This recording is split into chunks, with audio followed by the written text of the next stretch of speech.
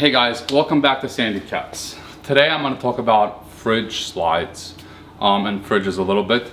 I'm going to get a lot of questions on my videos about various other setups that I have. I just finished building this rig up.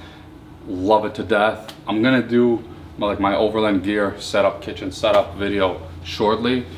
I just want to knock out a couple of minor things before that video so I don't have questions there, because I don't want to make that video 30-40 minutes long. My fridge slide is going to be one of those topics which we're going to discuss now. Here's the fridge situation. I've been wheeling lately with me, my wife, a 2- and 4-year-old. My friend came with us on the last trip, jumped in one of our cars. My older daughter came on another trip, jumped in one of our cars. So on average, we're talking 4 to 5 people. Most of our trips, last couple of trips were several weeks long each. And sometimes we're going 4 to 6 days as average between a grocery store. So let's take 5 days. 5 days of food for 5 people is not a small amount of food, and everything goes in one fridge. So I need the largest possible fridge I can get. This is the ARB 69-liter fridge, and it has a freezer as well, which we utilize a lot. The 69-liter fridge is taller than most fridges, but it's more compact than most fridges, and therefore it can fit into this area really, really well. The back of the fridge is like barely touching the leather of the top of the back seat. This, my window closes, but everything is tight. Any other fridge that I wanted this size, most of them are shorter, so there's easier to organize in essence. This one is a little bit more difficult to organize, but they're either wider, takes up more space, or they're longer, they just wouldn't physically fit in here, right? So if I want a fridge this size, this is what I had to go with. Happy with that decision.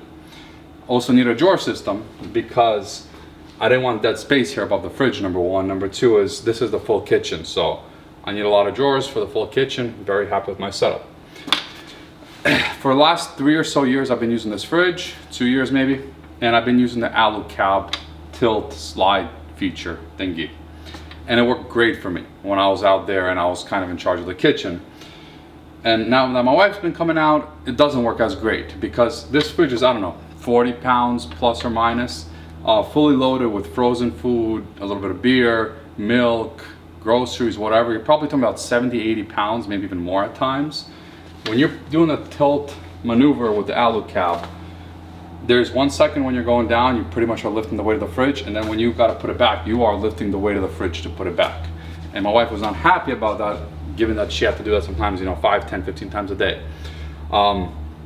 So that was number one. Number two is organization. When you're in the tilting position on a fridge, you open it up, you need to grab something from the middle, you grab the gallon of milk, and everything else starts sliding down. And organization sucked with that fridge. Not the fridge, with the slider.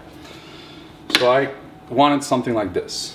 This is specifically the Clearview EasySlide. And I'll tell you why I chose this over other similar design sliders in a second. This mechanism, not why I chose it, but this closes, keeps the fridge 100% locked, unlocks it, even though I don't really know why you need that anyways, because you gotta put this down to let it come out, and then it comes out, right? The other thing is you could just get a regular slider, but then 37-inch tires, I can't really reach it there. And then you have this lever here that you can lower the fridge down substantially. And that's the lowest position I can go. I'm pretty tall tires, but this is pretty good for me. Full access to the fridge, no problem. This is what is great about this thing.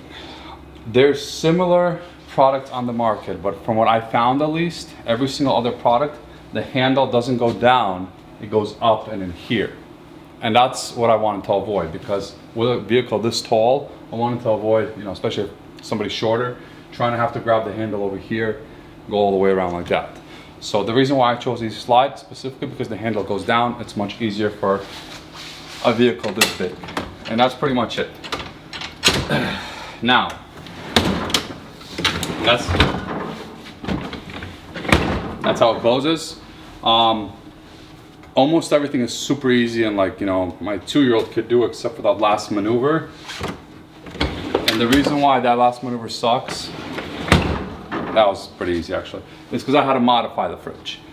So it doesn't actually work 100%, it works 99%, but it's good enough. It's a million times better than the Alu-Cab, and I'm really happy with it. The problem with the EasySlide and most of the other fridges that have this mechanism is they have a much bigger footprint.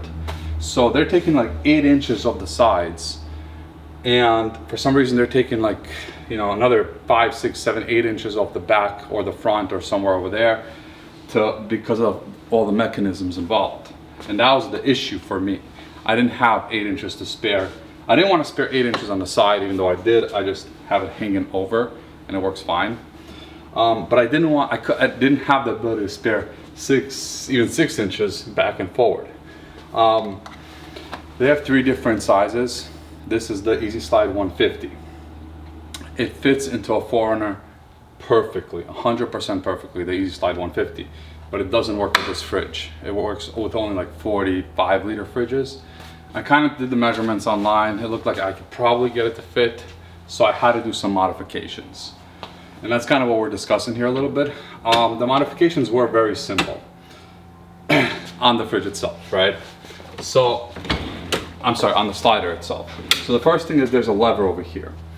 This handle is supposed to stick out up to here in reality, or the fridge is supposed to actually be 4 inches back in reality. So there's a handle, the lever. I had to cut half the lever off, so it functions, but it still functions. So I had to cut half of this lever off. And that's pretty much the only real modification I needed to do on the fridge. There's also a gear over here, and I had to trim a little bit of the gear off just to help it catch better. And that's why it's not sliding as smoothly forward and back. Just because it needed an extra millimeter, and I gave it that by cutting the gear. On the fridge itself, as you can see, I had to do modifications. So these are all trim pieces. I wasn't sure if they were or not when I ordered this, but eventually I figured, worst case scenario, it's a $2,500 mistake, right? It's a joke. I'd shoot myself if I had made a $2,500 mistake. But these are trim pieces. They're not actually necessary. And that's what I really had to hack up over here, everywhere. Basically, I hacked up these trim pieces, and that's how I got it to fit. The other thing I had to do is hack up this trim piece. There's a metal plate here that holds this. I just cut the metal plate goes from here to here in reality if you take the plastic off. I just made 2 new slits in the metal, and that's pretty much it. Some minor mods, and this thing actually works solid, bomber. And everybody's happy now. Great investment. What's nice about this thing is you could adjust it at different levels. I really don't know why, because I only see me going all the way to the bottom every time. What's the point of doing anything else? But that's it.